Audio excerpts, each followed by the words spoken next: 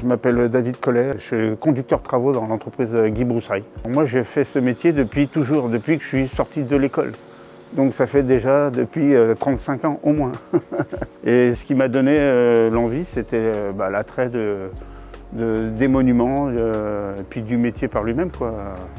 Sur la pierre, l'architecture et puis l'histoire un peu en général des monuments, quoi. On fait beaucoup de petits chantiers, on fait 2-3 gros chantiers dans l'année, quand je dis dans l'année, ça va prendre 1 an ou 2 des fois, voire même un peu plus.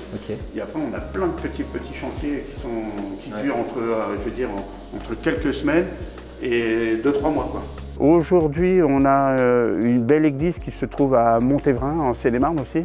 C'est sur un projet qui dure 2 ans et demi, où on a à peu près 60 mètres cubes de pierre à poser, à mettre en œuvre. Sur un clocher, sur les bas-côtés, sur les chapelles intérieures, extérieures. Après aussi, on est sur Fontainebleau depuis plusieurs années, sur de l'entretien entre le château par lui-même et le parc.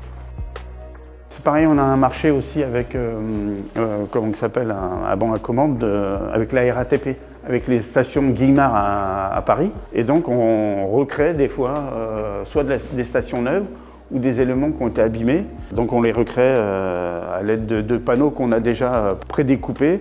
Et ben, c'est des pièces qu'on refait ici aussi.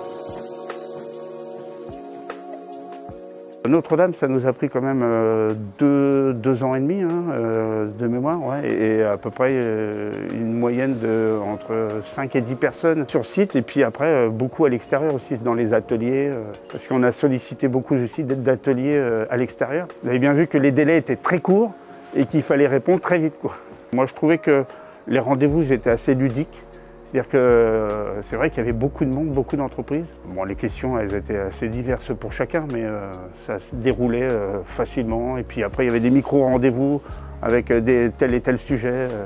Sur Notre-Dame, on était sur la partie du chœur, où on avait la réalisation en groupant avec l'entreprise CCR.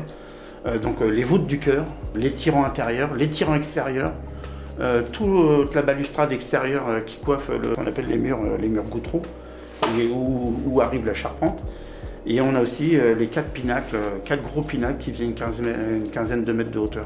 Donc on a réalisé ça en commun. Et on avait aussi la restauration de voûtes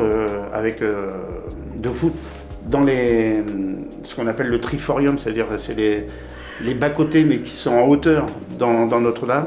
Et dedans il y avait des réserves. Et ces réserves-là, il y avait des voûtes qui étaient réalisées en terre cuite, en pot de terre cuite, justement pour alléger un peu toute cette masse, quoi. Donc on a commandé, on a fait fabriquer des petits pots en terre cuite comme ça en Bourgogne, et puis on les a reposés.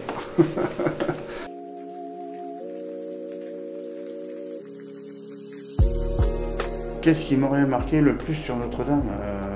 Mais apparemment, quand tu rentrais dans Notre-Dame, c'était très noir. C'était noir. Je vous dis, mais quand noir, on n'y voyait rien du tout. Les décors. Et là, aujourd'hui, on les a redécouverts, mais c'était impensable, quoi. Donc ça, c'était sympa aussi d'aller redécouvrir.